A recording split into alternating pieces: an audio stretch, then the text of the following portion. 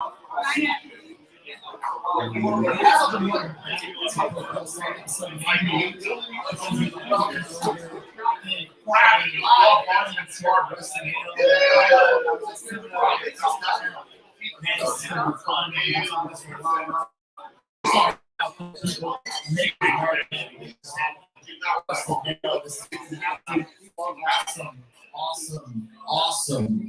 I'm trying to remember. I'm trying to remember. You know the promo right here. You got it. Anyways, from the live audience, this is an awesome turnout here. Shout out to 12. Before we get into it, I shout out DraftKings. Playoffs being next up basketball. Get ready for all the action the playing tournament. DraftKings Sportsbook, the official sports betting of the NBA. All you have to do. Download the DraftKings Sportsbook app now. Use promo code BOOT. Bet $5 on the Pelicans to win their game time with Schmidt. Easily. And you win $150 in free bets. Join here, live audience, first time ever, Chris Connor, Boston, and the Queen. The Queen! What's up, guys? How we doing? Amazing. I've been calling shots and all this special attention and stuff. No, hold on. Before we get to Ross, Chris Connor, Zero Slam in the building here. Let's get it up.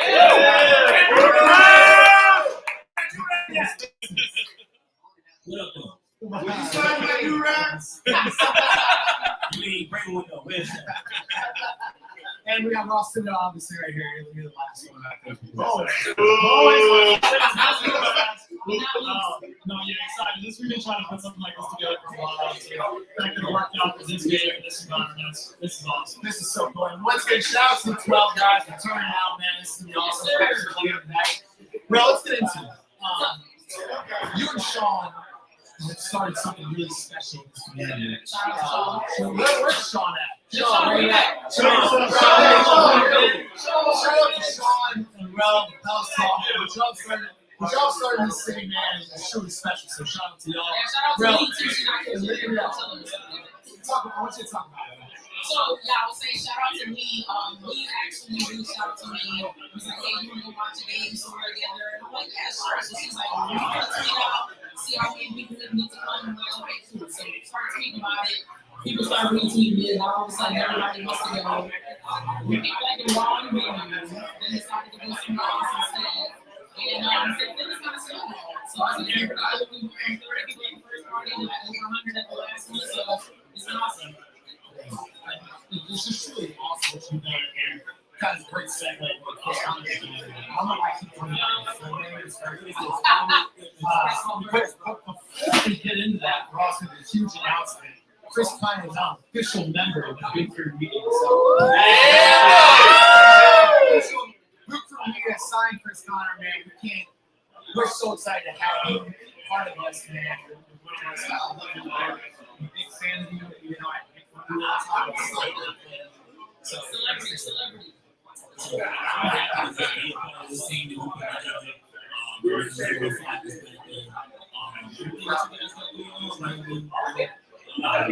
It's basically been great for us to be able to put something together like this. Supporting the rail.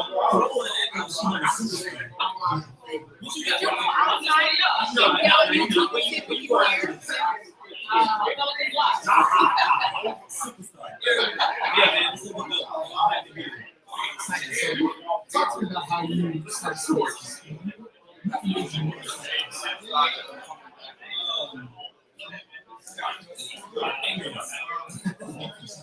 Ignorance, to be honest, like, we have a lot of people that we're talking like a team that are not here. We have a lot of people that say those things about who don't come on the team and just constantly giving commentary on the situation, city, people that they represent, they don't look like. So to be in a situation where we can change the whole this time for games, when things are bad, when things are wrong, we were having this conversation where we can pass to what it is. Right? So to be able to do that and give other people platform and chance to shine, a chance to talk, get back to the together and somehow somehow that's what it kind of just looks like of his own effort. And then Ross, another team, guy that is talking about as well. So Antonio Brown is talking about this community. It's a lot. Ross, I saw a few lots of well. You never had somebody like Antonio Davis kind of back the city, back the franchise. You never had somebody like that. What does that mean? I mean, I think somebody like this,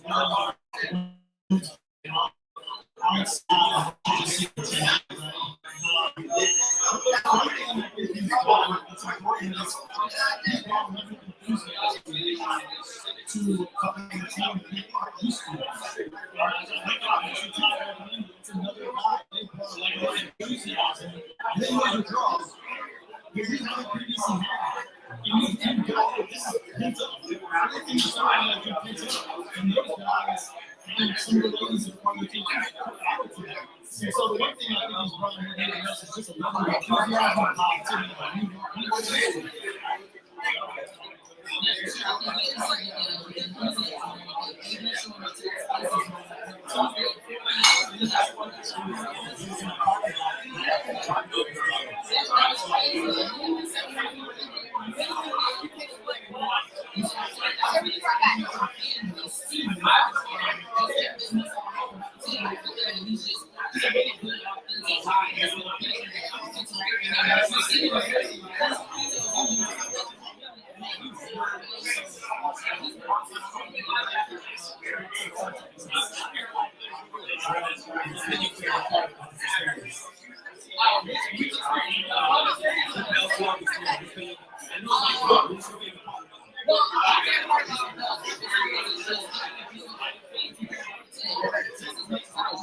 I'm trying to get it. There might not be anybody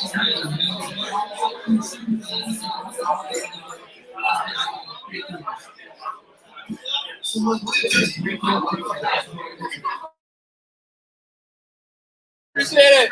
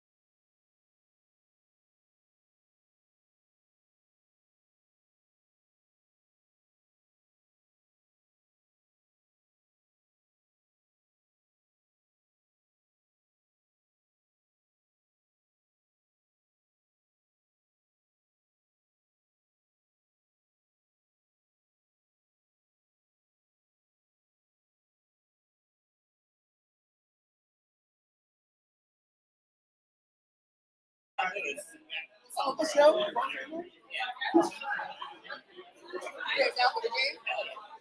Hey, yo, sure. My wife's Bro, this dude came from St. Louis. from St. Louis. Well, shit, dude. I'm glad you won.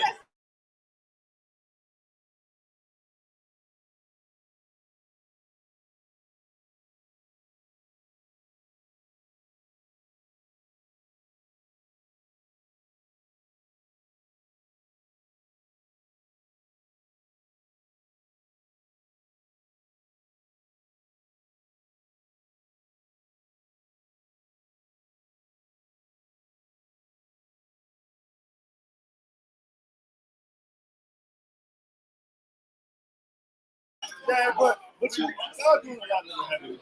Like somebody actually got to like organize. It's fun.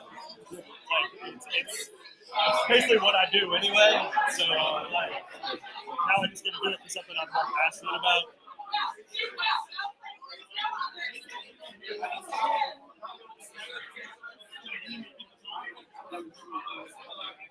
When you guys hopping up there?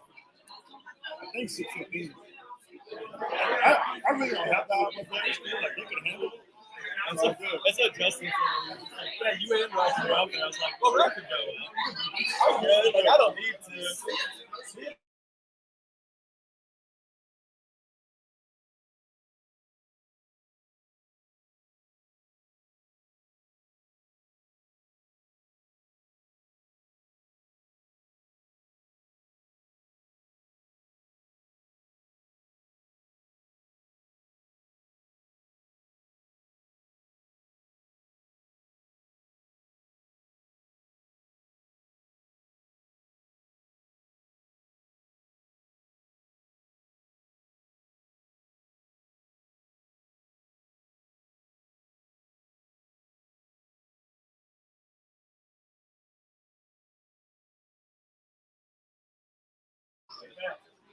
So on YouTube, you can in my. So we're going to go live. Did you hear it? Did you be able to hear us? We're fucking going to go live. There we go. So, Brett, what's up? Talk to me. Pelicans Spurs tonight. He's your next don't just score again. Take the next game.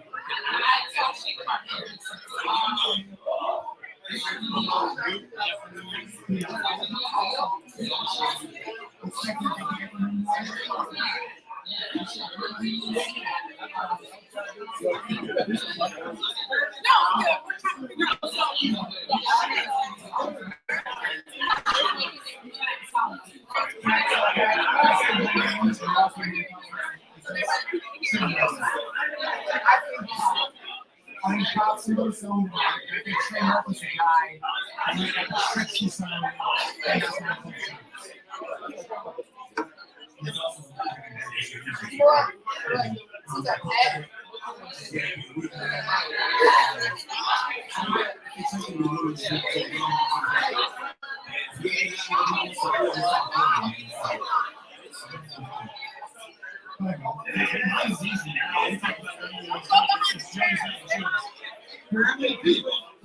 We went 1-3 as the Spurs. And those 3 games we lost, we gave the average 14 off to rebounds and 36 overall rebounds. The game we won, we got the second game rounds. And on the short side,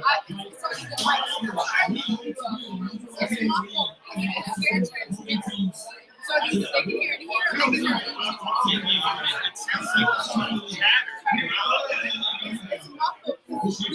at your in real look, here we go.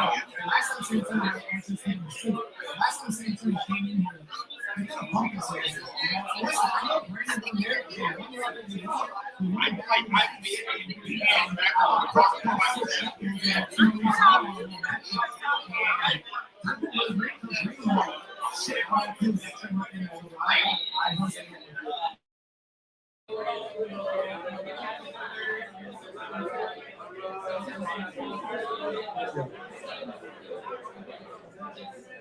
Yeah. Yeah. Chris, what are you looking for tonight? What are you looking for tonight? Just to come on to the top end. You know, in the game, we say more than in San Antonio, you have to do what you do.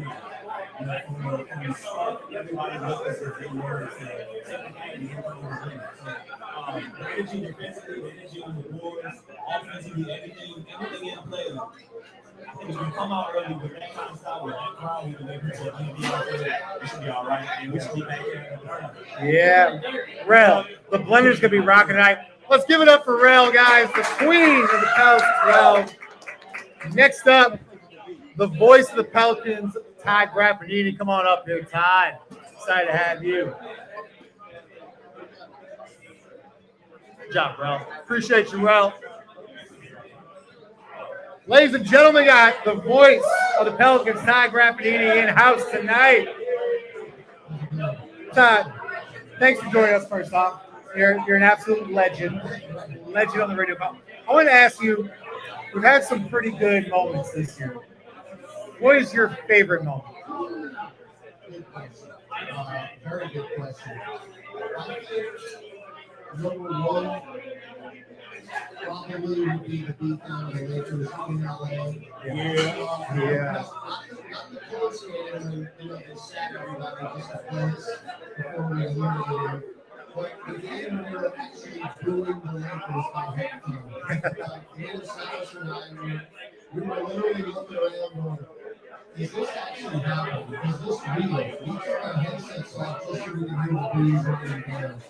That was one of the last games at the Staples Center, which is now hurt for lifetime radio. But that was probably the best moment that we've experienced this year.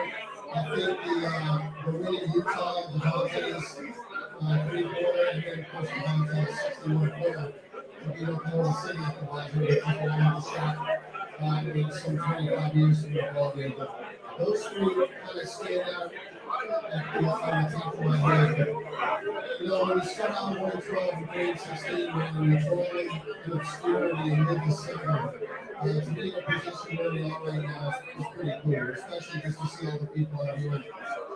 I mean, as we know, I'm just really happy for everybody in this city that's had to deal with the Kendrick Perkins type of stuff. Look, it hasn't been a fun year in that aspect. I mean, it's like one thing after another, and the city's just taking body shot after body shot after body shot.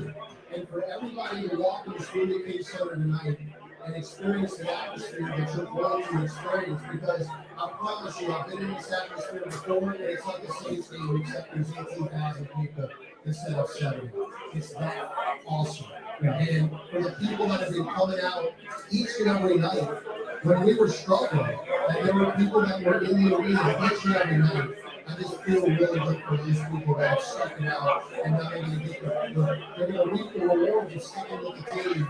And now you're going to see it tonight. And hopefully you're not done tonight. Hopefully there's a couple more home games after this. Yeah. And Chris, I want to piggyback off the draft a little bit because what's nice to hear is the Kendrick Perkins thing, right? Like we're always defending ourselves. Why are we always defending ourselves?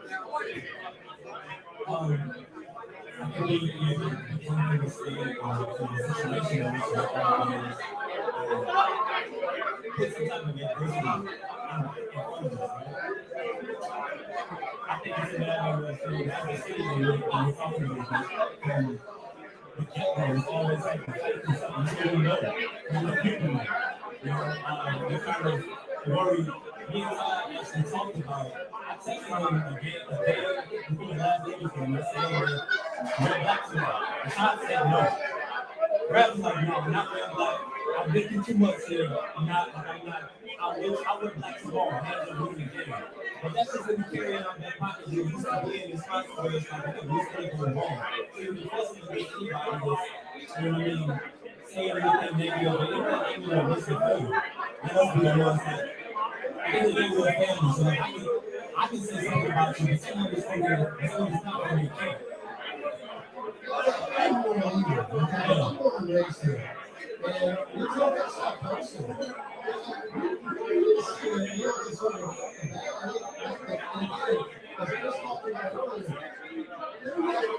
They're obviously not watching our games. There's no way they could be watching our games. And I didn't know commentary that you see in the national level. And as someone who's around the team every single day, and you know the players, and you see how hard they work, and you see how hard the coaching staff works, and what the front office does, they take it personally, man. I mean, you take it personally. So, again, tonight is a big, you know what, stick it to a moment, which is early in the game. I don't win this game badly, man. And I know everybody out there does too. Yeah, it's not going to be the end of the world. Those the other way, we're not going to think about that. But just the fact that we're here right now says so much about really being the staff that these players are doing. It's not. In a game of this magnitude, what goes through your mind before you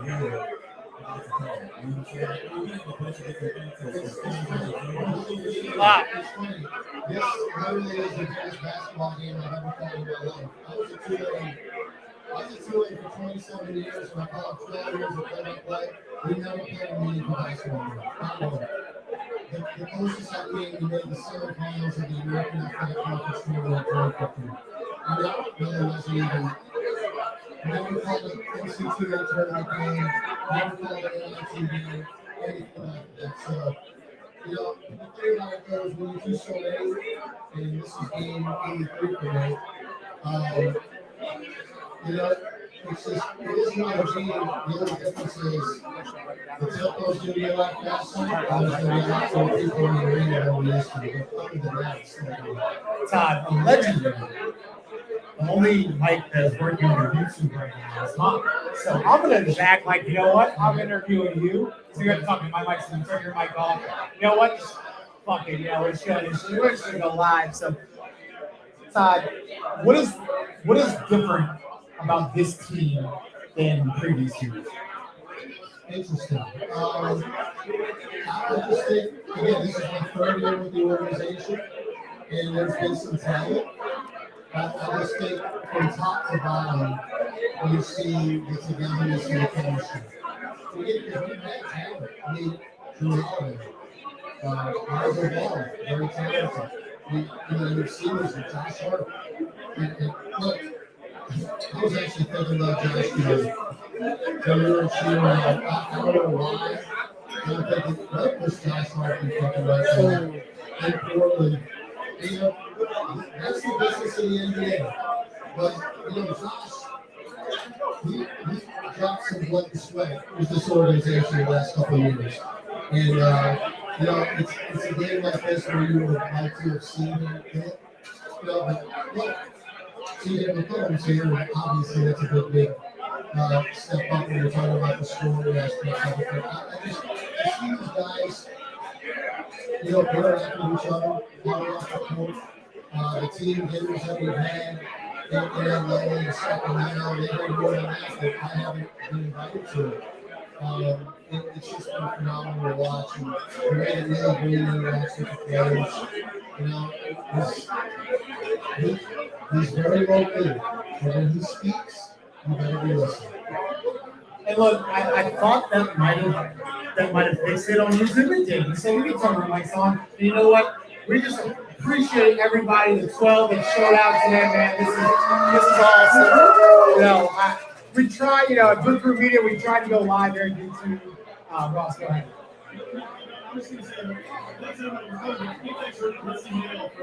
Yeah. Also, yeah. Cheers to the Rusty Nail guys for hosting us today, man. Make sure you tip your bartenders and all that stuff. So, Bradford, continue the show. A couple more questions. You got time? I know you got to get going.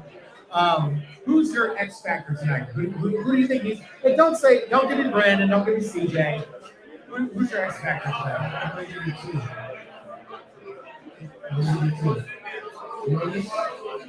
Notice went 23 and 22 against these guys in Florida last year. But 20-20 here.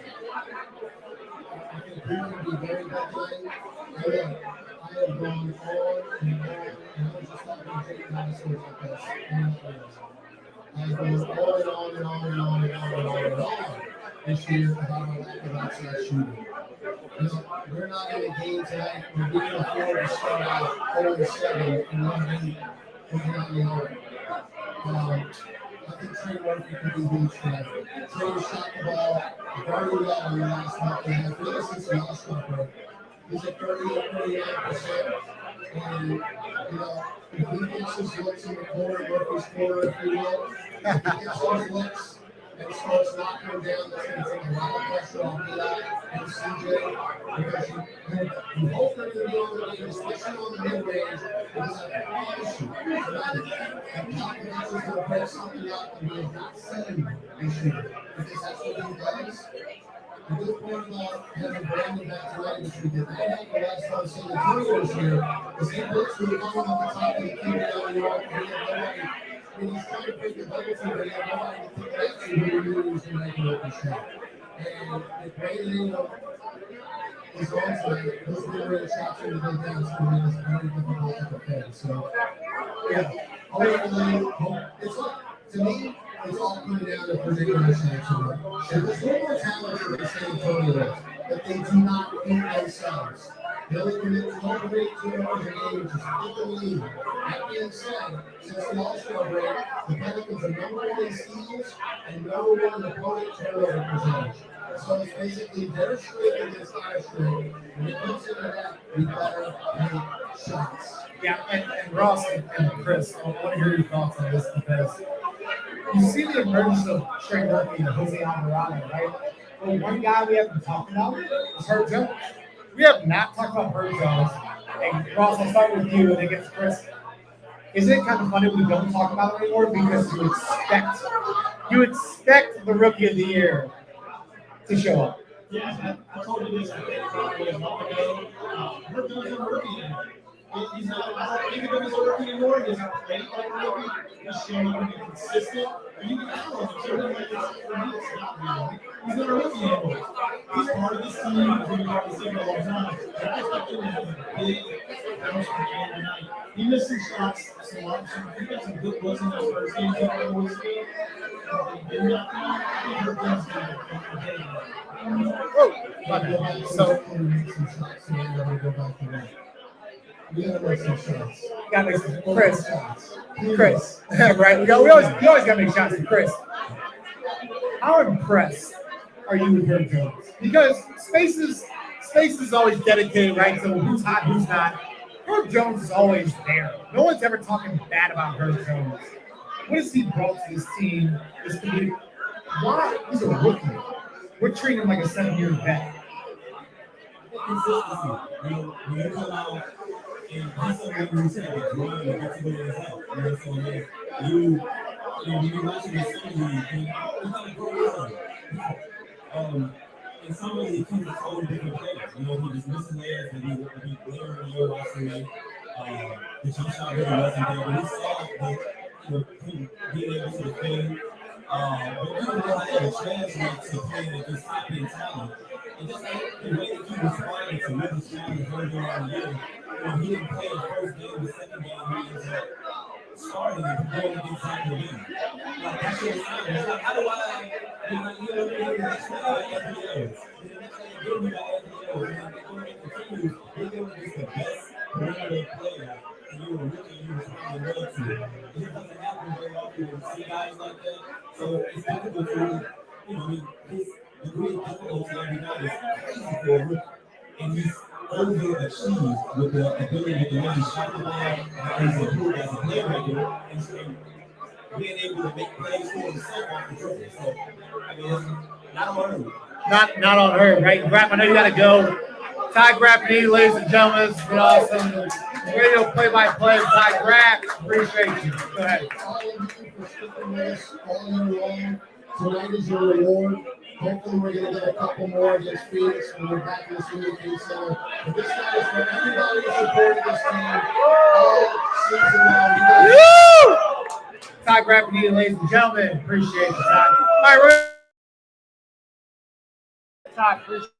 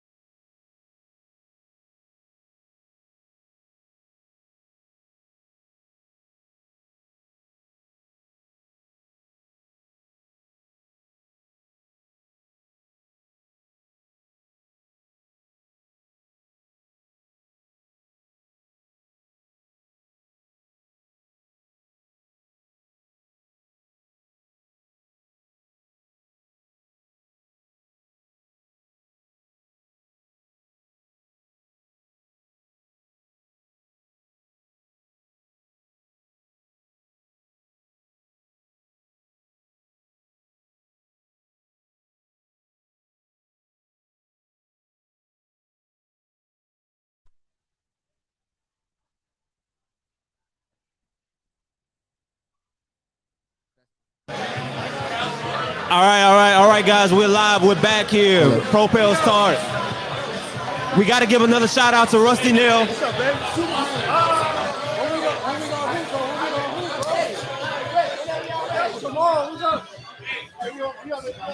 All right. All right, we back. We back here. Another shout out here to Rusty Nail. Another shout out here to Rusty Nail putting all this together. Man, we have a special guest here, man. We have Kenny Murphy. I'm pretty sure y'all know when I say Kenny Murphy, y'all should probably be able to put together who we talking about here. You look at the sweater. Okay. Yeah. Tremendous AAU coach, and it's been great in this journey. Alone in Trey Murphy, man. So we gotta talk a little bit about Trey Murphy, but before I do that, man, I gotta let my other guys here, man. My man Lido 5. Y'all gotta get in here, man. What's Listen, up? me and this brother talk. We had a hour conversation. Y'all go ahead, man. I was there. Y'all go ahead. You look like you can hoop right now. Is what I'm saying. I'm down. I'm down. Man, we happy you know what I'm saying? Thank you for coming. We happy you could, join us. Like we just like I said, we look like a basketball city. Well, yeah, no doubt. I was told it was only 12 Pels fan, but I see a lot more than 12. Hey!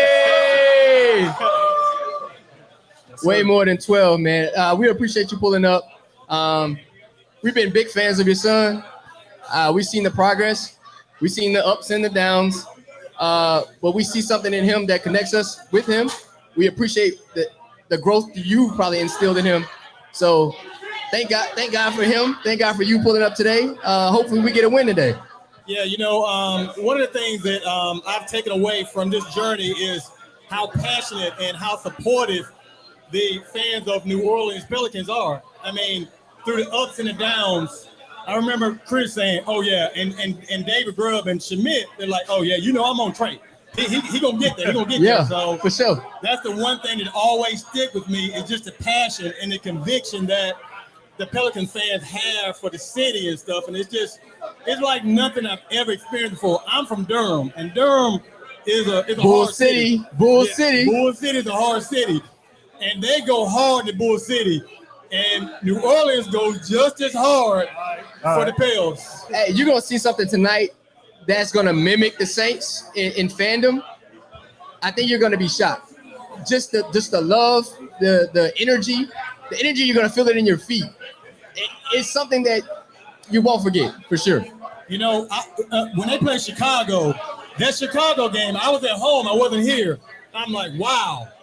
That Lakers game. Oh, yeah. Was I here at the Lakers game? Oh, I was here at the Lakers game. It was crazy. I mean, it was crazy. Yeah. So Kenny, let me ask you. I think it's been different parts through this year to where we looked at it and was like, okay, this is the night. This Trey's night. This is Trey's night. Maybe this is the night. We've been going kind of back and forth to really see when the breakout would happen. For you being like on the inside of this whole process and talking with him consistently and watching him go through the ups and downs, what did it feel like for you to see him break through, specifically in that Laker game, or even before then when you said, okay, you know what, it's time? Yeah, it's funny you ask that because, with me from day one, I always thought that he's going to break out. I kept telling Trey, I said, Trey, your time is coming. Your time is coming. Even though he was getting the DMPs and he wasn't playing and he was sent to the G League and stuff, I said, your time is coming, son. Your time is coming.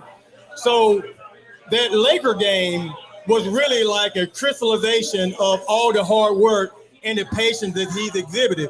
Because, again, as a 21-year-old, and Trey's 21, and it might seem old, but he's young. He's a young 21. Right. He's actually, in his draft class, he's 8 months older than guys that played 3 years in college than his whole draft class. So he's really, really, really young. But even before then, the Charlotte game, it was a draft analyst at the game, and he was saying, I knew this was coming because on his board, he had trade number 5 on his board, just based on the tape and the projected upside of him. So that Laker game, really against good competition in a game that meant something, he came through. I'm really hard on him. He had 21, but I said, you know what? You should have had 31 or should have had 41. So regardless of whatever he scores, he had 44 in high school. And he was like, Dad, how I do? I said, you should have had 55. Is it hard to take off the being, you coached him at AAU, you're a coach yourself, right? Is it hard to take off the coach hat and be dad and vice versa? Lito, you don't know how hard it is for me. You don't know how hard. Like my wife, she watches the game. She can't watch the game with me because she knows everything that he does. The ball doesn't go in the basket. He misses a defensive assignment. He misses a rebound. He turns the ball over. I go crazy. I mean, I lose my mind and stuff. So it's hard for people to watch games with me. My mom, his mom, is like, I can't watch games with you. So I remember one game, Trey didn't play particularly well. And as soon as it came out, I started talking to him about the game. He said, Dad, I just need you to be dad and stuff. But I really dialed it back a lot, because I'm on everything, every play. We can do things better. We watched the game back when he was like 9 years old. We watching, about 12. We watching Steph Curry against LeBron. In every play, I'm like, look, okay, Steph should have staggered that pin down that come off so he could ready to shoot the ball. LeBron should have dribbled one more time to draw the defender good. I said, Trey, if I'm telling you what they should do, what do you think I'm gonna do with you? Was there something at Rice that he did to say, let's move on from Rice and go to a bigger school? Because I mean, Rice is a good school academically, great school, and there had to be something that he did to say, Dad, I want to go to Virginia. I want to go to a bigger school. So when Trey went to high school, Trey was probably 5'8" going into high school. So we sent him to the best high school in North Carolina academically because Trey is pretty smart. So we had no aspirations of him being here. So when he went to Rice, he went with the thought of, you're going to make $100,000 a year after you get out of school, get a good job, and you're going to live your life. But as he started growing and just getting better, after his freshman season, I thought he could make some money. Maybe not NBA, but I thought he could make some money playing basketball. So once his sophomore year ended, he went home because it was COVID. I would never forget, we had a tournament, and we were driving back to Houston to go back to North Carolina, and they said, go home, no more school is online. And he got home and started thinking about, you know what, I think I need to go to a bigger school so that I can get the exposure and challenge myself to see if I'm on that level. Perfect. Chris. So let's just talk hoop now. Like, all right, let's just talk basketball, right? So, and I want all of you guys to answer this. What's your favorite part about Trey's game right now? Mine is his rebounding. Like, I think he's the most aggressive rebounder they have on the team right now with Zion being out. Like, the way he attacks the basketball, I don't think that they have anyone else on, with Josh Hart no longer being there, that attacks the ball in that manner with that level of aggression. I'm a go. I think Trey is a gangster. Like, not like he a killer, but like he trying to put people in the rim. Like, yeah, we get it. He went to private school. He went to Rice. He went to Virginia. But nah, man. He got that dog in him. Hey, he trying to catch some people. And I'm like, yo. Putting him in a body bag every time. This is different. He ain't just a shooter. My favorite is the post dunk stairs. I love that. He don't even say nothing. He just, like, that's beautiful. See, five hit on it. He didn't have that at Rice. He didn't have that at Virginia. He could do it, but he wouldn't do it. So that's part of Trey's maturation and growth is that aggression. Yeah. Because, see, me, I'm a hyper, just irrational, just kind of like crazy guy that I want it now and I'll kill you to get it. Yeah. That's not really Trey. So I try to instill that in him. I say, when you get your foot in the paint, you try to dunk the ball on somebody. Yeah, he's trying to catch bodies out of nowhere. And he loves it now. Yeah, I know he likes social media. I know he likes TikTok and all that. He keep dunking on people. He gonna be a household name doing that. Kenny was actually telling me a story about how, I guess, he wanted Trey to make sure that opponents knew that they couldn't punk him. Can you go into that like a little bit and what you saw from your perspective and how quickly he was able to apply that? So it was a game early during the season. They played Golden State at Golden State. And I noticed Juan Toscano Anderson was real touchy with him, just holding him and stuff like that. So, and Trey, I think he shot 2 for 8 from 3 that game, maybe had 8 points. So I called Trey, and we always try to talk, not the day of the game, but after the game. I let it marinate. I can't sleep because I'm all this stuff in my head that I want to tell him and stuff. So I said, Trey, the next time you let somebody manhandle you, we're gonna have some issues. So from that point forward, he's been a lot more physical. Go back to the jaw incident. That's what I'm about to ask about. The jaw incident. And Trey thought he was playing. So Trey kind of pushed him off, and then he put his hand in the throat and stuff. So like, get off me. I'm from Durham, so get off me. We can throw hands. Bull City represent. Bull City represent. I was just gonna say, so you sitting there watching the incident with Ja, like, I know you're on the edge of your seat. Oh yeah, when it happened, I'm like, okay. So I wanted him to do a little, and I told him after the game, I said, you know what? I would have paid your tech. If you would have got thrown out for picking him up and body slamming him, it would have been all good. Because again, he's trying to cook you. Yeah. So you got to send a message, and you stood your ground. Looked him in the eye, like, hey, what's up? Yeah. What's something you're most proud of him? Like when you think about Trey, what's something like you can't even describe sometimes you're most proud of when it comes to Trey? I think really and truly the way that people talk about him, and not in regards to him being a basketball player, but just the type of person that he is. Yeah. When he was in the recruiting process, people would ask me, what's the best thing about Trey? And I said, his character. I said, he's a good basketball player, but he's a better person. So just the way that others see Trey and just want to gravitate to him, that's the biggest thing I'm proud of. For sure. So I guess one of the things that I'm interested in development going forward, when you watch him, what do you think is next for him? What do you think he needs to add next to, to even establish this up to a higher level as he continues to progress? So for me, and I tell Trey, this summer's a big summer for him. It's that second year jump.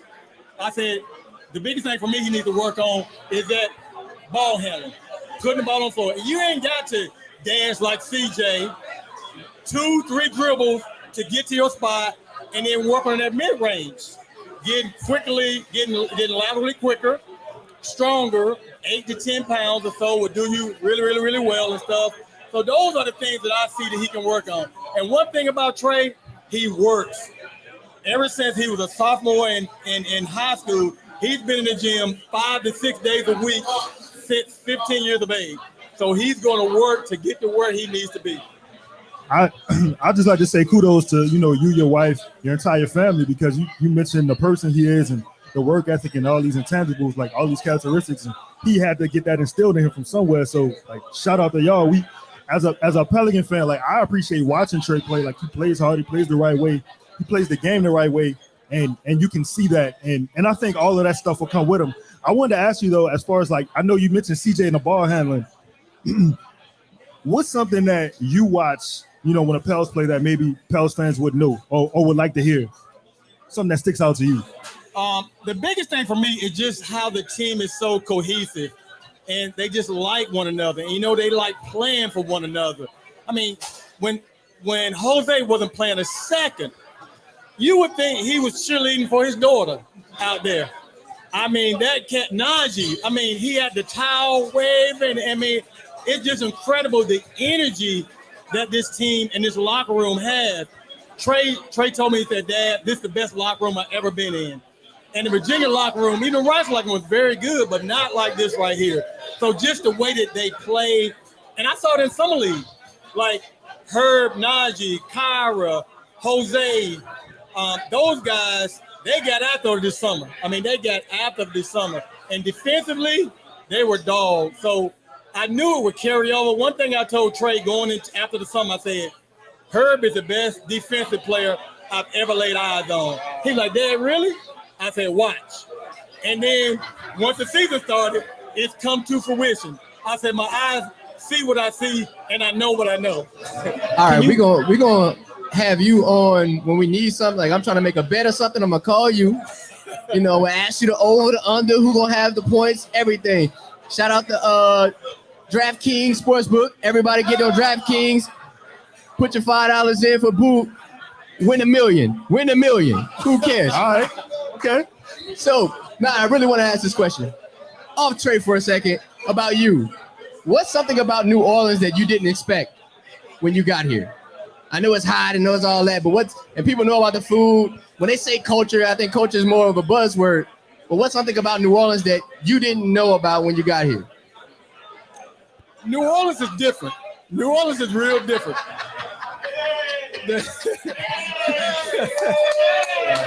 We different, y'all. No, but I mean different in a good way. It's just different. When people ask me, say, what's up with New Orleans? I said you have to be there to experience it, because as far as the people, the passion, the intensity, it's just unmatched, man. I tell you, it's just different in the sense that everybody's so nice. Even before they knew we were Trey's parents, they treated us like we were like royalty. I mean, it didn't matter it doesn't matter who you are. If you ride for the city's gonna ride for you. And it just yes, sir. I can't put it in words, and it gives me goosebumps just thinking about all the times when we were in the Nazi and the doorman, the people checking us out, checking us in, just the wait. I mean, everybody's just so nice. I just never thought that people could be this nice, because honestly, truly, this city is the nicest city that I've been to as far as the way they treat people. Yeah.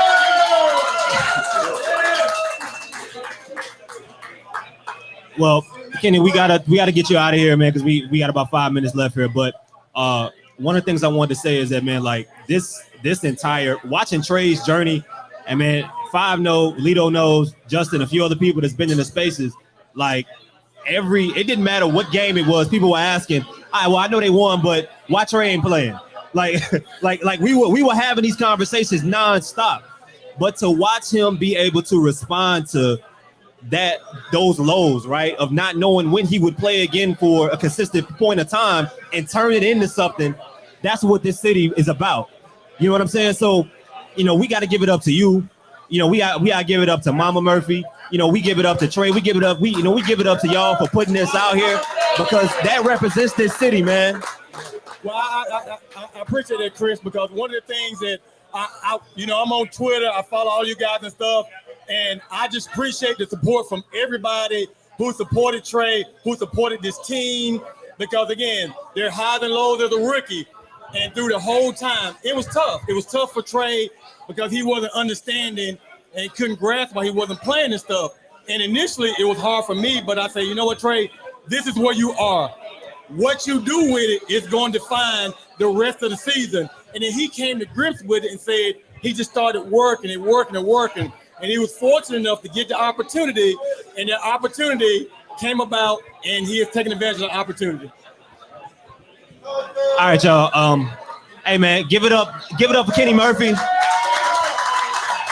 Give it up for Kenny Murphy. We're going to take a quick break, and we'll be back with Jay Madison. There you go. Where you at? With the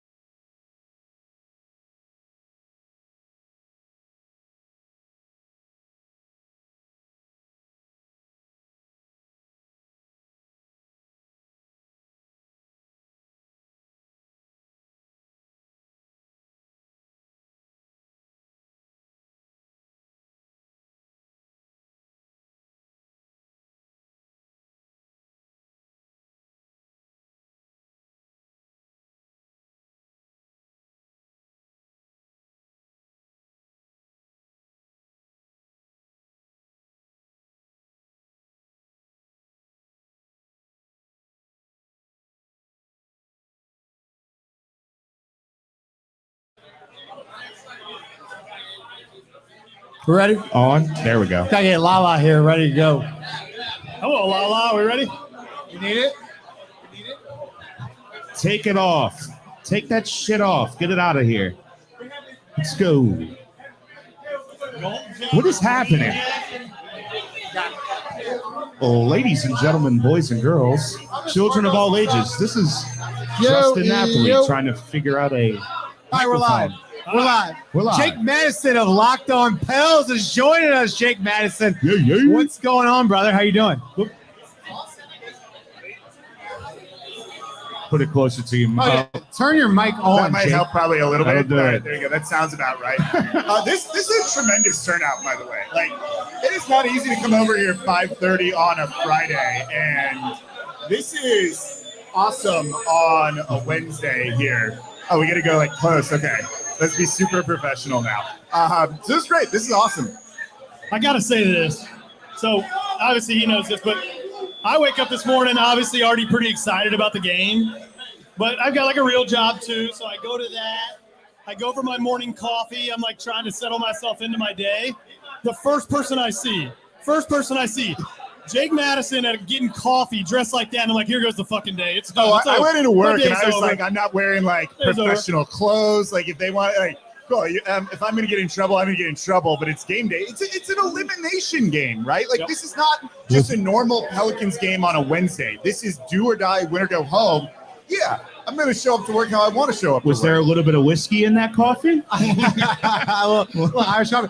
We haven't announced it yet, Steven. Steven is on the show today. Yes, Steven I'm Hoffner. here. It's really nice to do a podcast or whatever we're doing, not at 10 a.m. on a Monday when you have a real job. So it's just nice to be back and a part of this. This is fucking crazy. I'm glad you dropped. That's a good F-bomb. This is crazy. Am I wrong? Look at this. You got a bar pack full of people for a team who started 1-12. It's just, this is nuts. This is crazy. Cheers to that. Huh? I know. Cheers to that. Cheers to the 12, Cheers. guys. Cheers to the 12. You know what? Fucking cheers to the 12. Everybody. Cheers to the 12. Yep. There we go. Go ahead. And so we obviously have talked a lot about keys to the game. We've talked about how cool this whole thing is. There's not that many people in this city that are Pelicans fans that have been a part of the team, covered the team, followed the team longer than Jake. Yeah. Jake, in your experience, in your history with the team, how does this feel compared to other years? Talk to me about how things have changed in your time of covering the team. Yeah, I was thinking about this today, and I've been covering the team since Chris Paul's final year here, so they were still called the Hornets at the time. And look, they made the playoffs that season, right? But you kind of felt that it was the beginning of the end for that kind of run of that Chris Paul era. And you didn't see the same kind of enthusiasm, even though they took the Lakers to 6 games in that series, which was a lot of fun. And then even in the first playoff year under Anthony Davis, right, they were going to get swept by the Warriors. You all knew that was going to happen. And it really took to see some excitement until the series against the Portland Trail Blazers, where the city got behind it. All of a sudden, they were good. They were the 6th seed, but really kind of the 3 seed. They were only, I think, a game or two behind Portland in that one, really evenly matched. They took it to them, and for that next round against the Golden State Warriors, it was lit.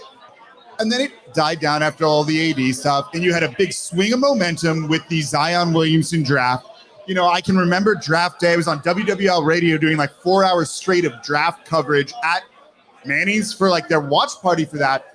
I'd never seen anything like that, right? It's always one of those things where the idea of the future really gets people excited, sometimes more than the present, right? And so you saw with the Zion news, and then things have kind of been on the downswing. And as I was thinking about this today, it's actually kind of like a merging of excitement of the future and the present. You're really excited about getting into the play-in tournament right now. You just mentioned it, the 1-12 start. No Zion all year long, everything they've had to overcome. Brandon Ingram playing only 55 games. To get where they are, even though their record's not above 500, even though it's the play-in tournament, and that's kind of like a consolation trophy, it's still incredibly impressive how far this team has come along. But you can also actually see the future with this team right now, really for the first time in a little bit, right? CJ McCollum is under contract. Brandon Ingram is under contract. They're going to run this whole team back next year. And now you get the Lakers pick. And potentially, depending on how things go, another top 4 pick, right? This is a team that clearly is on the rise a little bit and having success right now. So you start to look at them a little bit like the Memphis Grizzlies, I think, as a team that's using the play-in as a springboard to bigger things. Yeah, everyone should be excited about that. That's why, again, it's 6:40 on a Wednesday and this bar is packed. I felt like you just wanted to curse right there. It's okay to drop an F-bomb, but this is fucking awesome right now. Yeah, this is fucking awesome, right? Yeah, it's fucking awesome. He cursed, ladies and gentlemen. Yeah, I don't have like the brand standards here. Steven, I want to get your thoughts on this too, because a lot of Laker fans have been in our mentions that this isn't a playoff, right? Like, is this to you? Is this a playoff? Is this a playoff game? I mean, it literally is. What kind of question is that? If we lose, we go home. I mean, that's it. That's it. I don't care about the Lakers. The Lakers like to hold on to this thing that, oh, we have so many championships. But I mean, at the end of the day, it's always a what have you done for me lately, Lee? You have a 37-year-old LeBron. You have an AD that can't stay on the court. You have a Melo that's old as shit. You have a Russ that's a little bit overrated. I'm going to say it right now. I don't care. I'm going to keep going. Who do they have? Austin Reeves? Who gives a shit? Who cares about the Lakers? They're going to be a bottom of the league when LeBron retires. AD's going to leave and go to Chicago. Everybody knows that shit. So, I mean, who cares? We're going to own their draft for the next couple of years. Keep talking. I don't care. Just keep going. I love your energy. And Jake, and I'll get to you, Ross. How important, Jake, is this top 10 pick? How important is the top 10 pick?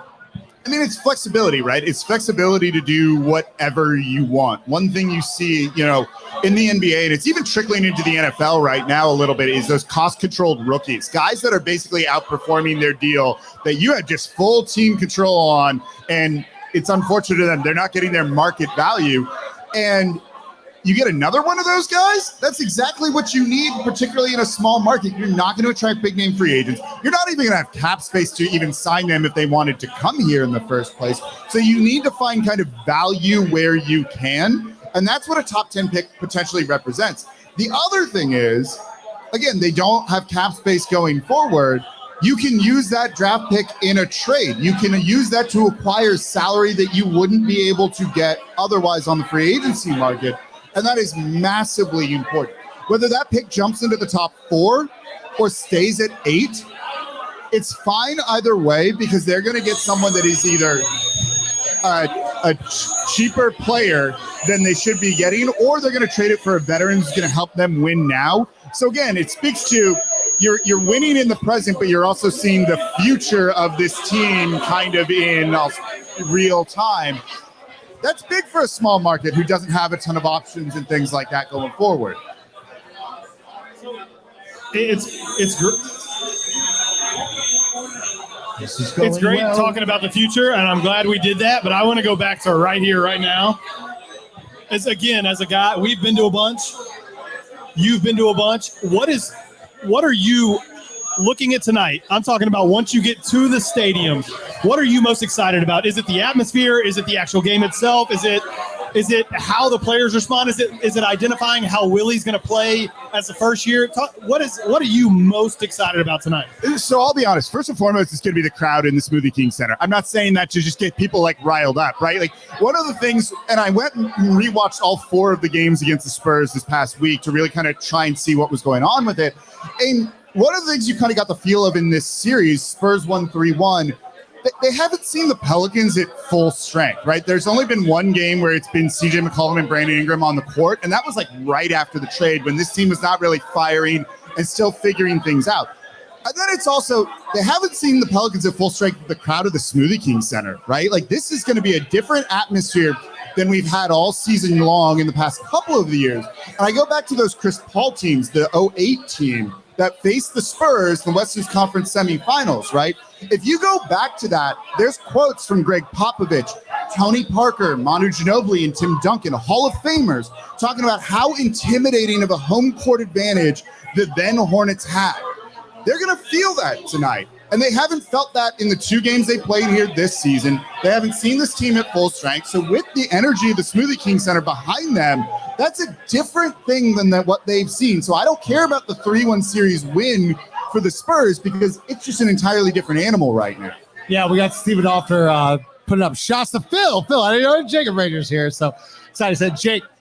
I've asked a couple people that come up here, who's your X factor, and I want to hear your X factor tonight because look, the Pelicans have a lot of situations going on, and what Popovich did last time, a couple weeks ago, is that he flipped that 2-3 zone, and I thought that it gave the Pelicans a couple fits, and then Trey Murphy came in late. Who's your X factor tonight? I have two. First and foremost, it's Herb Jones, right? He's going to be guarding DeJounte Murray. Yeah, not on Herb, right? We got the shirts on here. Not on Herb. So it's Herb Jones. In the 4 games that the Spurs have played the Pelicans, he has held DeJounte Murray to 12 total points over 4 games. The best shooting performance that DeJounte Murray has against Herb Jones is 2 of 5. This also includes a game where he scored 31 points. Herb shuts him down. Herb shuts him down for the most part. It's unbelievably impressive, and the numbers bear it out. The other guy, though, that they're going to need to rely on at times is Jonas Valanciunas. He's been incredibly consistent against the Spurs this season. He's actually the Pelicans' leading scorer against the Spurs this season. In 4 games, he averages something like 18 points, 11 rebounds. And you saw it in that final game back on March 26th. When no Brandon Ingram, they're trying to slow and throw everything at CJ McCollum to take him out of the game. They started feeding the ball to Jonas. And when they finally made that adjustment after he scored enough and Popovich was like, we're not going to let this dude beat us, they started doubling him and Jonas started passing out of that. He finished with 6 assists that game. So you're going to try and get guys like Brandon Ingram and CJ McCollum going early. But if that doesn't work and Pop will scheme one of them out, he's the all-time winningest coach in the NBA. They're going to throw the ball to Valanciunas. It's going to force another adjustment from Popovich. And when that happens, if that passing and that vision is there from Jonas and he's dishing out assists, creating open looks for others, that's when the Pelicans have a big chance to really pull away in this game, start to get that lead that they're not going to look back from. It's Herb Jones and it's Valanciunas, even though the most important players, arguably, for the team are going to be Brandon Ingram and CJ McCollum. Steven, I want to get your question. I want to get your thoughts on this because we've asked everybody who's your X factor, and I think Herb Jones is a great answer in JV, but I want to hear your thoughts on that. Oh, my X factor of the game. Let's see. I mean, I don't want to be too simple and say VI. I mean, that's what's going on right now. You okay over there? We good? Am I on? Thank you. Jake, I would also like to start and correct you. His name is DeJounte Moore. Just so you know that for future reference. I don't want you to look silly in your reporting. Yeah, but anyway, I tell you what, man, the X factor is going to be who is ever on Zach Collins. I'd like to ask the Pels 12 here for a second. Hello, everyone. Hi. You can't hear me. Anyway, basically what I want is everyone to can just agree to whenever Zach Collins has the ball to boo relentlessly.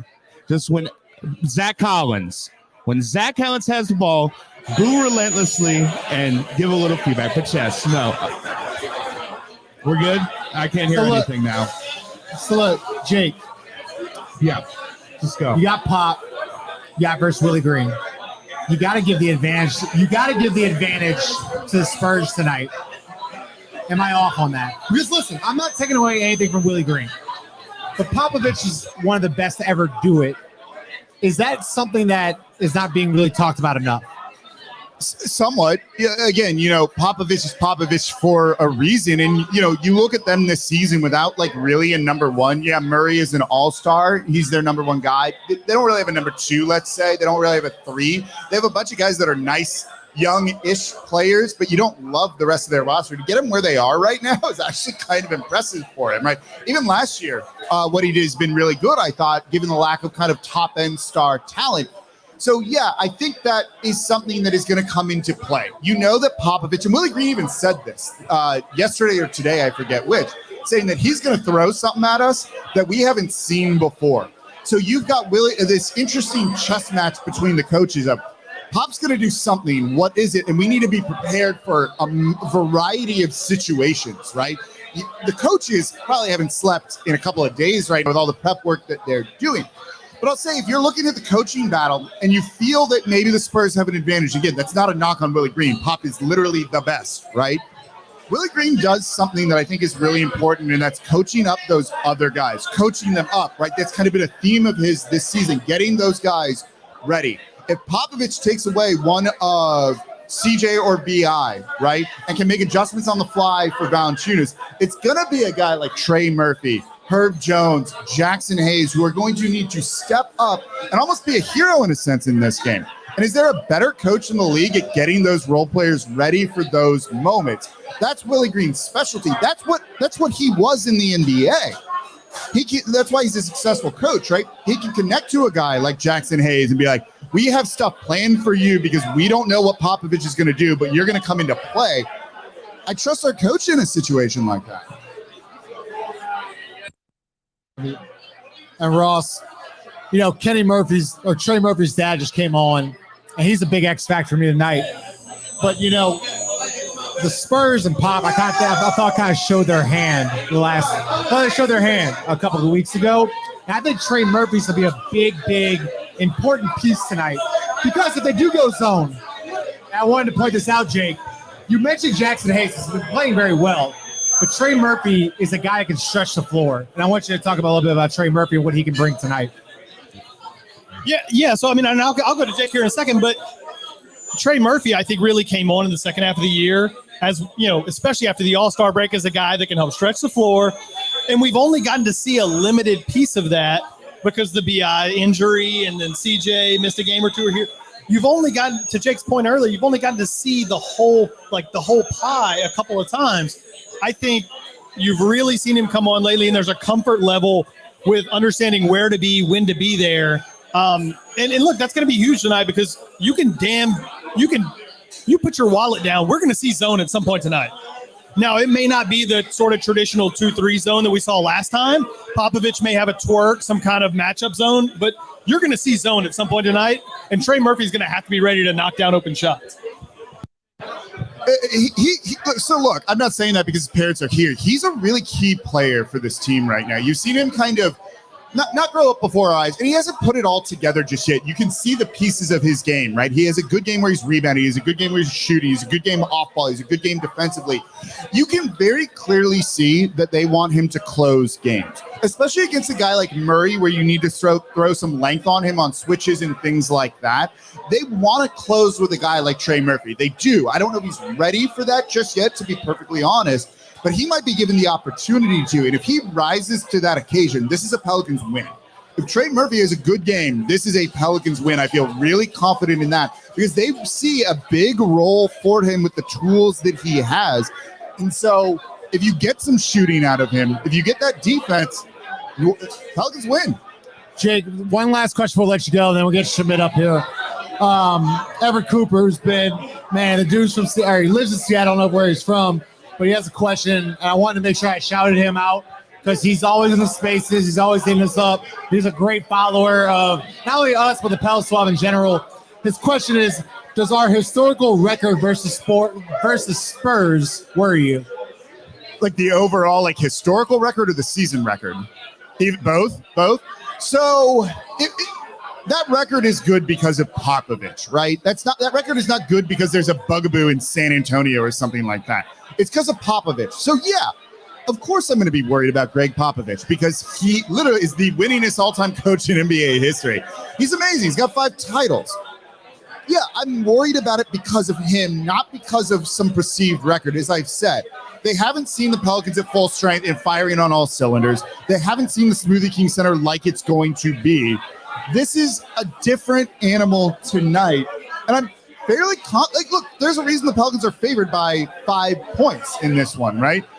There's a reason for that. So it worries me because of Popovich, but I also trust Willie Green to have these guys ready to play. And look, Jake, I know I got to let you go, but I wanted to personally thank you on the stream because listen, no, your mic's not even on. I cut your fucking mic off because I wanted to thank you, and I wanted to thank Schmidt, who's coming up next, because y'all have truly actually helped us out. When we first started, we were the assholes, we were the bad boys, and you and Schmidt, even though Schmidt has gone back and forth with us a little bit, you've been so, you've just been a really good person to look up to, and I can't tell you how much I appreciate you and the work that you do, and I just want to shout you out I'm gonna unmic. I'm gonna unmute you. I had to do it. Can't thank you enough. It is good you unmuted me there. I was gonna try and cut you off for a chance I got. No, so look, I appreciate that. That means a lot. And like at the end of the day, when I look at my work and what I do here, like the impact on people is like a really cool part of that. You're also doing it the right way. You've seen me give some tips out on Twitter to people that want to get in this, and this is kind of getting to be a crowded space in a good way. I like that there's a lot of people that want to get into Pelicans media right now. It just shows the strength and the health of this fan base and the appetite for that. You're going about it the right way. You're not a dick. That goes a long way in this world. I mean it, right? So... Oh, let's go, Pels. Let's go, Pels. Damn.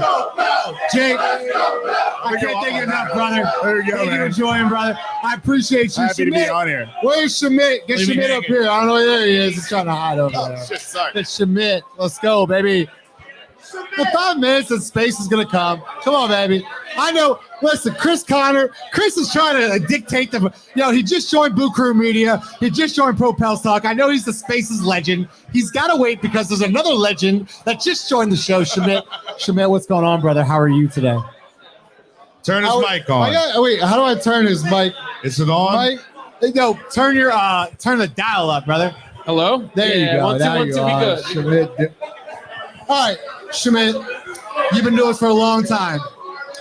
I had mentioned earlier today in a tweet, I loved that Chris Paul, Pedro Stojakovic, David West team, 2008 when we lost the Spurs Game 7.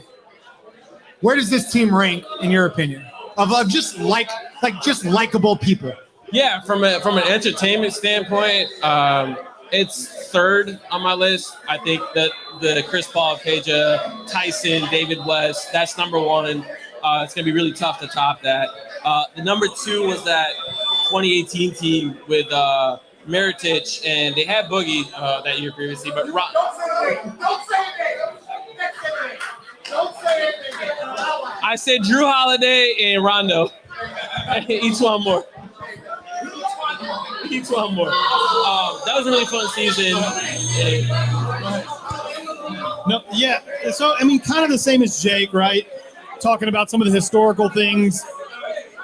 Just looking at, because I know now you've been around the team pretty close the last few years, how much more fun has this year, but specifically the last 3-4 months been to be covering the team, around the team, versus the last 2 or 3 years when there's been the up and down, the struggles, the bubble? How much more fun has this been for you personally the last 3 or 4 months? Oh, it's been unbelievable. I mean, just starting this year, 1-12, I was ready to check out. I'll be honest. Been doing this for so long. Every year, it's kind of been the same story. You get off these slow starts, and then the season's already dead in the water by December. And I was like, oh man, here we go again. Let's just commit to another lotto pick. Why waste time? And then they made that conscious decision to go trade for CJ. And I was like, wow, this is the way to do it.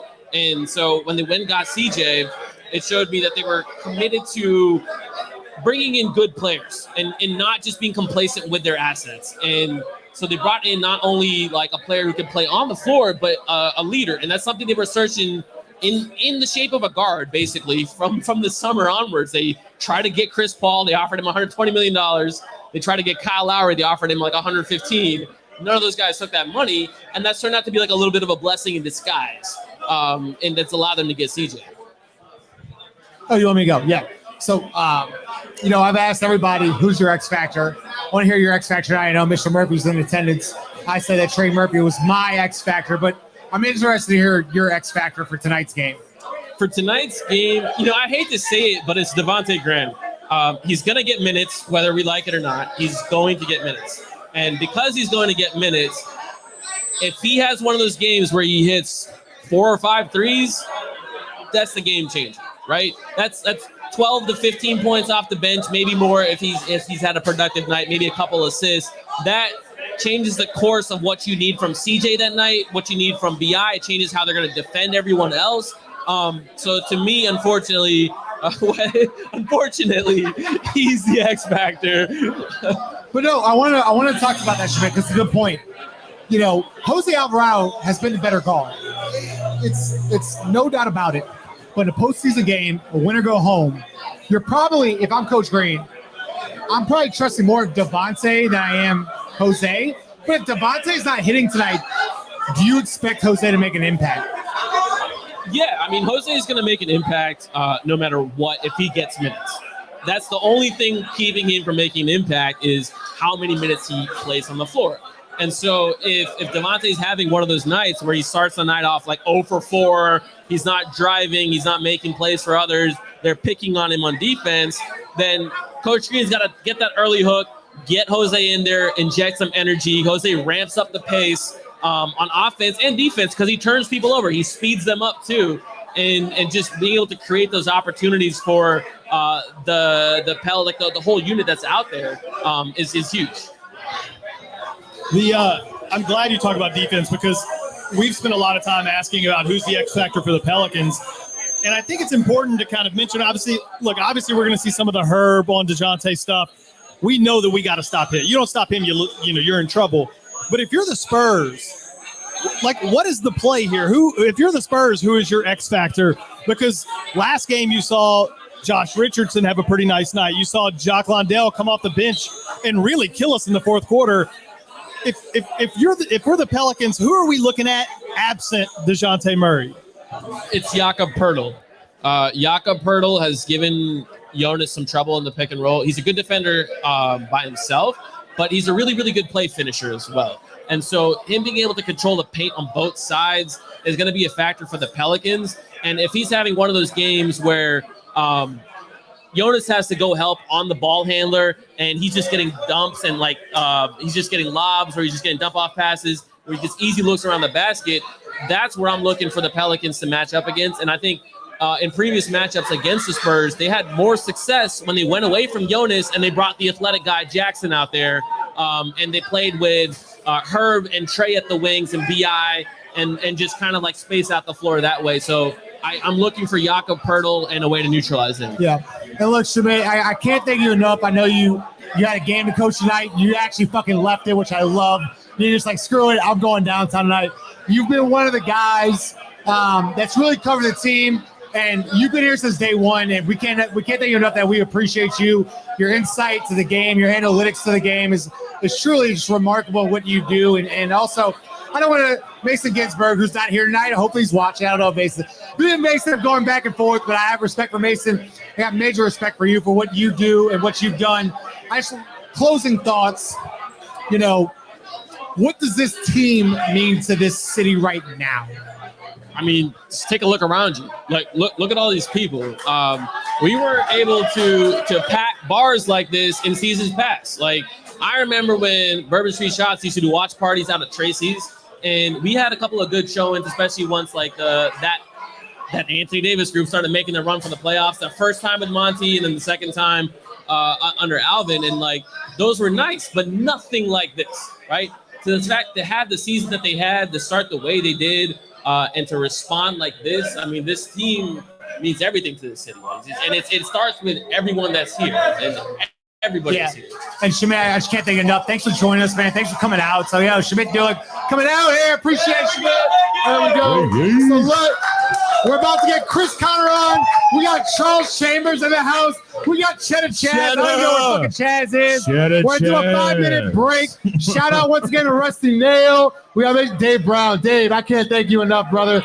Thank you. This is awesome, man. Make sure you tip your bartenders. Steven Offers out here. Tip your bartenders. Kisses. Anybody wants Here we go. calamari? Going on break right now.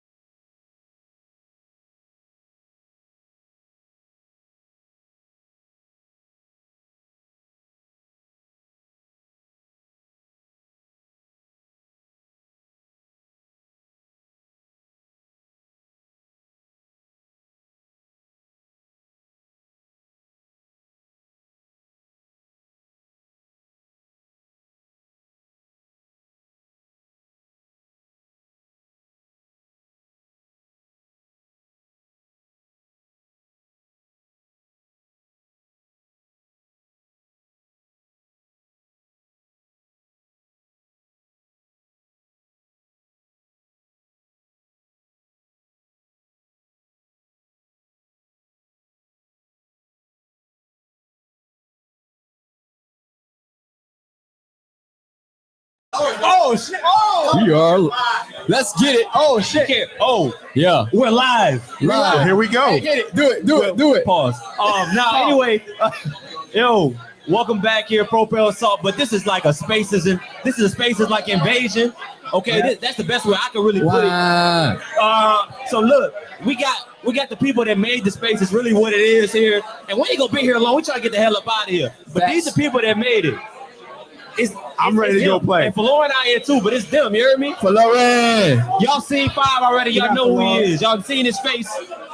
But we got set of chairs over here. We got set of chairs over here. I'm happy to be here, yo. I'm very happy to be He here. on modest now, but that ain't the person I know. And then we got and then we have Charles Chambers. Hello, everyone. How are you doing? Welcome. man. Welcome. Look, man, three of us had to catch flights to get here. Okay, I was down the street. right. I need to know from everybody that's here, considering how this space has just started. I don't know if I'm supposed to curse, but I don't care anymore. How this started, what does it mean to where like we're here, we're doing this live here in front of the city? I think it's just a testament to this fan base has always been here. You know, it's just a testament to get like yourself, like putting forth a platform to give the fans the opportunity to share thoughts and speak and, you know, kind of, what's the word I'm looking for, man? Congregate, you know what I'm saying? And I think it's a beautiful thing. I think it's only going to keep getting bigger. It's only going to keep getting bigger. This is just a start. It's just Pause. a start. Pause. Thank you. Thank you. Pause. Thank you. That was crazy. Wow. But now I'm a Charles, you go ahead, dog. That was crazy. Look, man. I say, it's gonna keep growing. look, We ain't man. seen nothing yet. Like what? Ew. Pause. Yo. Here's what I'll say. For the last 20 years, we've been islands, man. Like, you know, Chaz coming from Maryland. I'm coming from Denver. But what you've done is you've connected us, even in the city. And that's a big deal. That's a real big deal. It's huge. Pause. Chaz. Who are you, brother? Chaz, he needs a thesaurus. Pardon me. Use your words. You gotta fix this, brother. It's a magnified experience. There you go. It's an Much better. experience of high magnitude. Oh, okay. Pause. Hold on, yo. That's a real word. Hey, check this out. We gonna download the thesaurus app on your phone. Yeah, shout out to that. Yeah, so shout out to that. But no, man, this is crazy. To have everybody in the same area building. You know, this is my first time meeting Chaz in person, Charles in person. This is my second time meeting Chris, Durek, Slim in person. Yes, sir. You know, just to be in the same room. We sat down for lunch today, and it felt like we knew each other for 10 years. For real. Absolutely. Like nothing stopped. We saw random people, had random conversations, ate po' boys just like some regular New Orleans, Louisiana people. Like ribbon people that you didn't know that had eye patches. Yeah. It didn't matter. Met pirates, all kinds of shit. It didn't matter. This is what this is about, man. Getting people together, doing something that should be done. Chris, what you got, bro? Let's talk about the game, man. That's what we do. And to be honest, we do it better than a lot of people that talk about the game because we keep it gutter. Talk to him. And we talk, man. We talk. So, like, for y'all, I'm gonna start with Chaz first. Chaz, for you, I know you already feel like we got the prize already. Right. So this game is just like sugar on top. You know what I'm saying? But like, what's the like to you? What do you want to see out of this game from them? Man, I really just want to see effort. I want to see a nice. It's hard to outcoach Pop, but I want to see the game approach from a nice strategic perspective. I really want to see effort, man. I want them to leave it all out on the court, man. You know what I'm saying? The result is, I always say this, man, the result is random, but the process is very important to me. I think if we approach this opportunity how it deserves to be approached, on paper, we the superior team talent-wise on paper.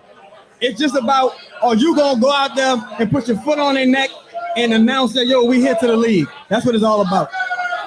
Look, man, this game is extra, right? I want to see Brandon Ingram step into his destiny, for lack of a better term, right?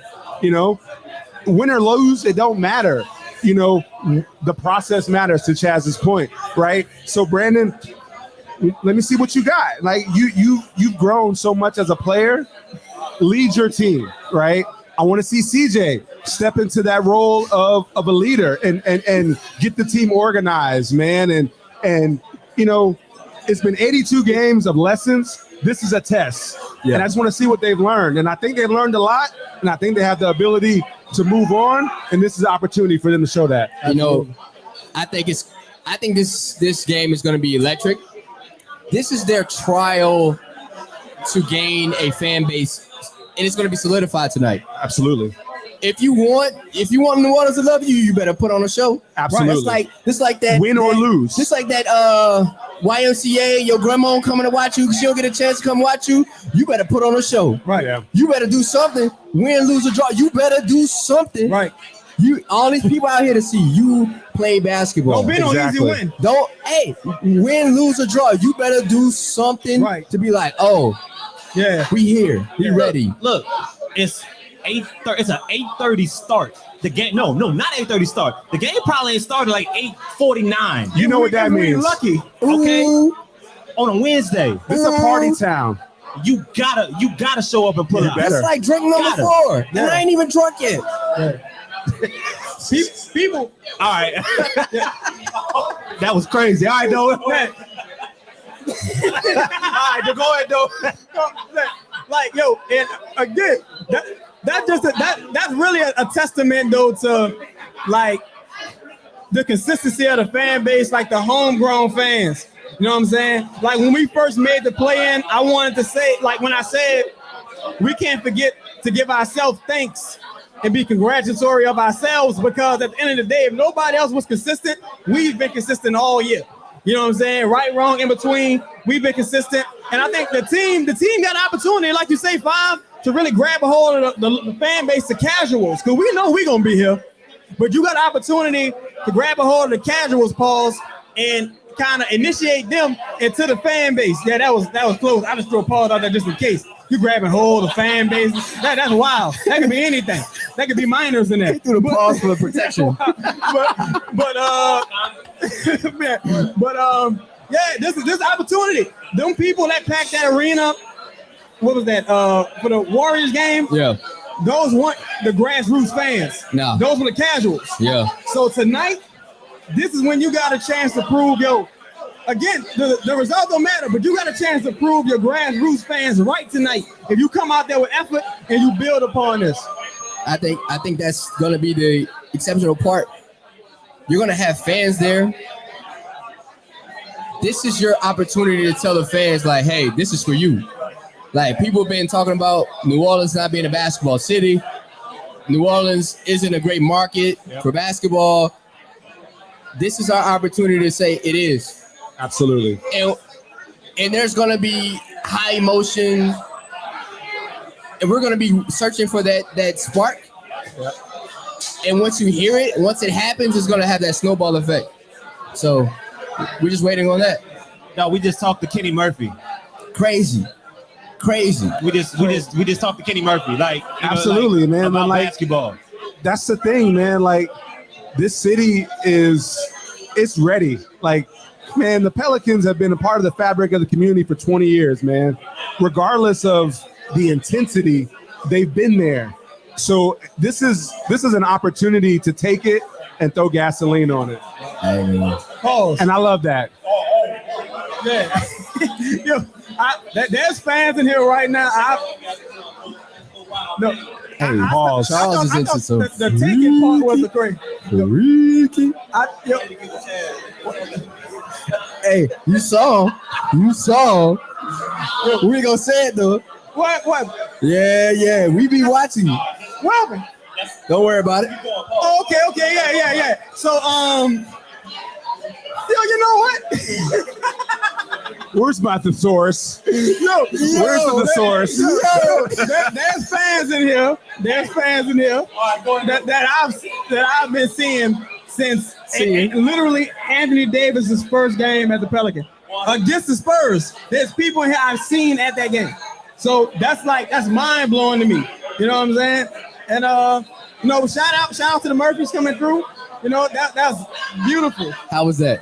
Oh man, that was beautiful to see. Did you get a hug? We shook hands. We shook hands.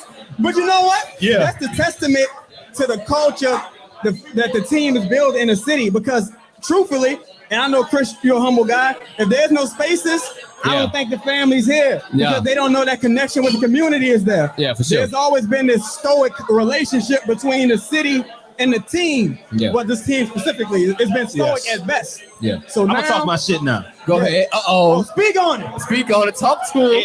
This has been a Say long names, journey, but I worked for this. It was a long time of talk. Hold tight. Hey, everybody! Chill for a second. We want Chris to talk his shit for just a second. We want you to hear it. I love Chris it. has to talk his shit just a second. This is a very humble person. I love it. Check this out. If spaces didn't happen, none of this would happen. Absolutely. Shout out And to if it Chris wasn't Conner. for Chris, there would be no 12. Chris, what you got to say, man? What I'm gonna say is, I've seen there were a lot of people that I've seen walk through here that a couple years ago I was in their same space and they wouldn't say nothing to me. That's all I'm gonna say. I've seen some people here now they shaking hands and saying, hey, They want to be down. but the point is that the energy changes, right? So like I tie that into the team, right? A lot of people in the national media, they're gonna treat the team in the same way. They're gonna treat it as an afterthought or whatever, but a few years from now, a couple years or however, they're gonna act like they've been here the whole time. They're gonna join the bandwagon. And you gotta look at them in their face when they do it and act like, Yeah.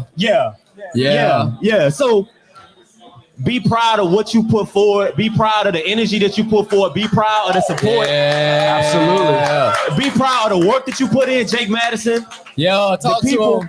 The people that when this shit was ugly and ain't nobody care about if you was a Pelicans fan or a supporter, be proud that you kept showing up to where we could do stuff like this and be proud of the fact that we got this jersey on. Yeah. And we got jerseys with our names on the back of it, you heard me? You know what I'm saying? Be proud of that because Preach. Keep going. the point is be proud because everybody not gonna look at you the same way when you 1-12. Yeah. You heard me? Yeah. But now it's about to be different. Tonight after this dub, we pulling back up and we gonna act crazy again after we put these Spurs in the dirt. Put them in the dirt. We putting the Spurs straight in the dirt. There are no the dirt. bandwagon No shovel. fans here. None. And that's it. That's all I got. Hey, Yo. there you go. Drop the mic. I think that concludes this episode of the Propel Talk on 5. This is Chris Conner. This is Cheddar Chaz. This is Charles Chambers. Hey, see y'all at the blender. We about to go stupid, dumb, other words. Let's go, pals. Let's go, Pels. We got to take a break. Let's go, Y'all, Pels. peace. Fans, come on.